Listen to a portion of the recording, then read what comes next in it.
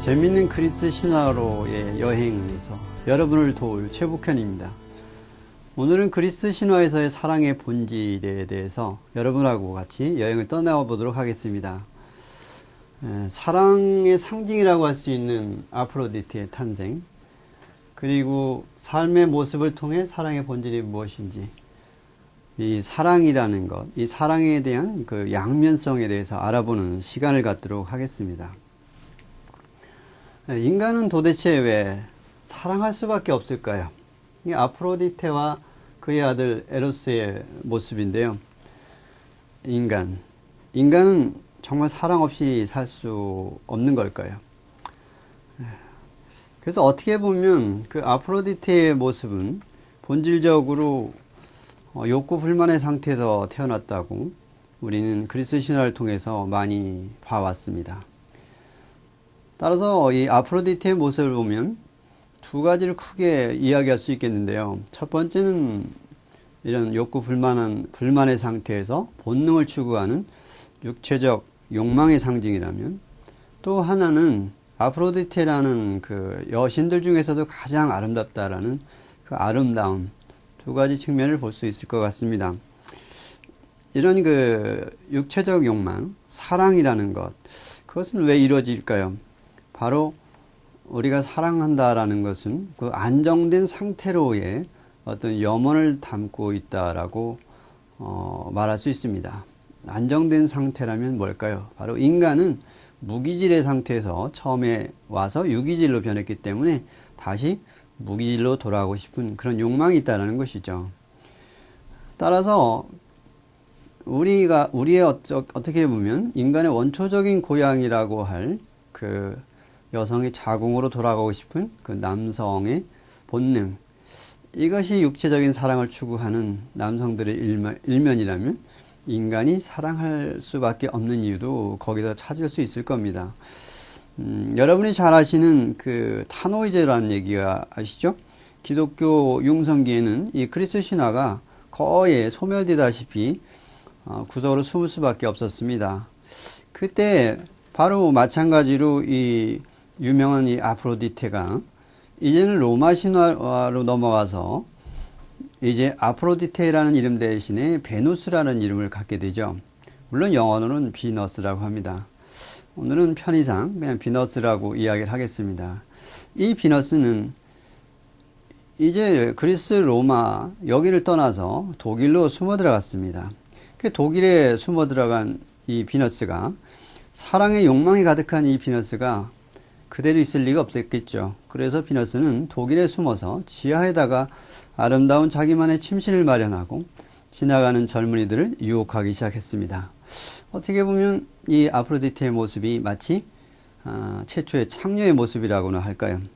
잘생긴 남자들을 유혹해서 지하굴로 데려가서 가두고서 애인을 삼죠. 그리고는 그들의 영혼을 빼앗는 것입니다. 많은 젊은이들이 거기에 빠져들어서 그와의 지하에서의 생활을 즐기다가 결국 멸망하게 됩니다. 즉 그리스 신화와 이 기독교의 대립을 단적으로 보여주는 이야기이기도 한데요. 마찬가지로 이 아프로디테의 유혹에 빠졌던 그 잘생긴 남자 중에 음유 시인이기도 하고 또는 기사이기도 했던 타노이저는 이 아프로디테, 다시 이야기하면 비너스의 그 아름다운 자태와 그 매력에 빠져서 그녀를 따라 지하로 들어가게 되었습니다. 결국은 이 비너스를 따라간다라는 것은 결국은 기독교를 배교한다라는 의미가 되었고요. 그 대신에 그런 육체적인 쾌락을 얻는 대신에 결국은 구원이라는 것은 버릴 수밖에 없었던 타노이저죠. 이 타노이저가 무려 1년여간을 꼬박 그 비너스의 매혹에 빠져서 지하에서 생활을 합니다. 세상의 모든 근심과 걱정을 잊고 즐거운 나날, 그런 쾌락을 보내죠. 그러다가 드디어 어느샌가 이제 좀 지겨워지기 시작하게 됐을 때 이 타노이저는 비너스에게 밖으로 내보내 달라고 요청을 합니다. 하지만 비너스는 그 말을 절대로 들어주지 않았습니다. 몇 번이고 간청을 했지만 이제 비너스의 품에서 떠날 수가 없었습니다. 절망한 나머지 타노이저가 성모 마리아를 애타게 부릅니다. 얼마나 애타게 불렀든지 그것이 기적이 일어나게 되죠. 그래서 무사히 이제 타노이저는 밖으로 빠져나올 수 있었습니다. 비너스의 주술에서 빠져나온 타노이저가 이제 친구들을 만나게 되죠. 친구들을 만나서 그 친구들은 반갑게 맞아 주었습니다. 하지만 그 원죄는 그대로 가지고 있었던 거죠. 기독교에 대한 배교를. 그런 친구들을 통해서 음악 콩쿨대회에 가게 됩니다. 음악 콩쿨대회에 갔을 때 다른 사람들은 성모 마리아의 찬가를 부르고 또한 자기의 그 친구 중에 한 사람은 자기 첫사랑이었던 엘리자베스의 그 여녀에 대한 찬가를 부릅니다. 엘리자베스는 타노이저가 짝사랑했던 여자인데 친구가 그 노래를 부르게 되죠. 그런 와중에 아무런 준비도 하지 못했던 타노이저의 순서가 되었을 때 타노이저는 바로 아름다운 여신에 대한 찬가를 부르게 되는데요. 그 찬가의 주인공이 바로 비너스였던 것이죠. 비너스의 찬가를 부른다는 것은 그때 당시에는 금기되었던 것인데 결국은 멸망을 받게 되는 그런 타노이저의 그런 모습에서 이제 엘리자베스는 타노이저를 위해서 기도하겠다고 합니다. 많은 사람들에게 핍박을 받고 어떻게 보면 왕따 당하다시피 한 타노이저 엘리자베스가 그를 위해서 기도를 하게 되죠. 마침 그때 순례자의 행렬이 로마를 향해 가고 있었는데 그 순례자의 틈에 끼어서 교황에게 가서 고백을 하고 고해성사를 하면 사죄를 받을 수가 있다는 거죠. 거기에 행렬에 참가했지만 하지만 교황이 그의 고백을 듣고 한 말은 너무나도 절망적이었습니다. 지팡이에서 싹이 나기를 기다리라는 그런 시를 듣고 너무 절망한 나머지 타노이저는 이제 이렇게 생각합니다. 차라리 내가 이 세상에서 구원을 받지 못할 바에는 비너스와 더 즐겁게 살아야 되겠다고 이렇게 생각을 하게 되는 것이죠. 그래서 결국은 다시 비너스에게 돌아간 타노이저. 그런 그를 위해서 애타게 기도하는 그 엘리자베스. 결국은 엘리자베스의 기도가 통한 탓일까요? 다시 지상으로 돌아와서 친구들을 만난 타노이저. 그리고 엘리자베스의 기도. 그러나 그때는 이미 늦어서 그 앞을 엘리자베스의 장례식 행렬이 지나가게 되고요. 거기에 이제 진정한 사랑을 깨달은 타노이저는 그 장례식 그 시체에 엎드려서 같이 죽음을 당하고 말았다라는 어떤 그런 비극적인 이야기가 있습니다. 어떻게 보면 사랑이라는 것은 이렇게 육체적인 사랑만 추구하는 사랑은 이렇게 비극을 부른다라는 것을 우리는 알 수가 있습니다. 이런 그 아프로디테에서 비너스로 넘어간 이런 타노이저의 이야기를 통해서 사랑이란 잘못하면 비극을 부르는 무엇보다도 육체적인 정욕적인 사랑, 이런 사랑이 비극을 부린다는 것을 우리는 알 수가 있습니다. 자, 이런 사랑의 본질의 탄생에서 바로 아프로디테의 모습, 우리는 너무나도 이 이야기는 잘 알고 있습니다. 크로노스가 아버지 우라노스의 성기를 잘라서 거기서 탄생한 바로 이 아프로디테의 모습이죠.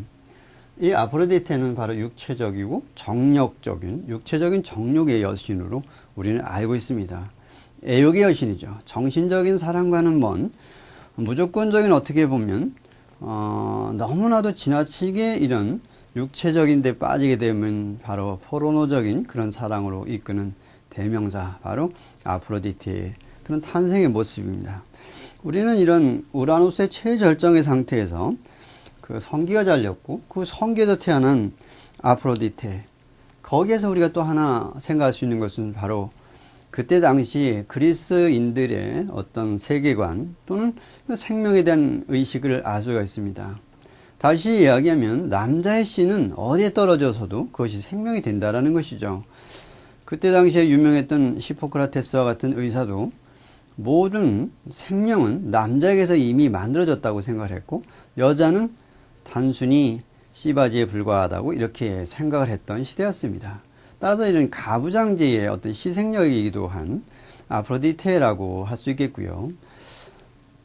이 이야기는 결국은 뭐냐면 모든 생명은 남자의 그 정충 안에 이미 만들어져 있었고 여자는 단순히 씨앗을 받아내고 양육하는 그런 도구에 불과했다라는 고대인들의 그런 모습에서 이 신화가 오로지 그 가부장제의 중심에서 쓰여졌다라는 것을 우리는 알 수가 있습니다.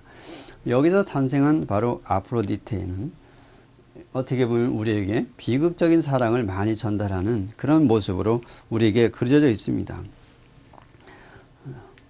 이런 그 사랑의 본질이라고 할 수 있는 아프로디테의 모습에서 우리가 조금 더 좀 자세하게 알아보도록 하겠습니다.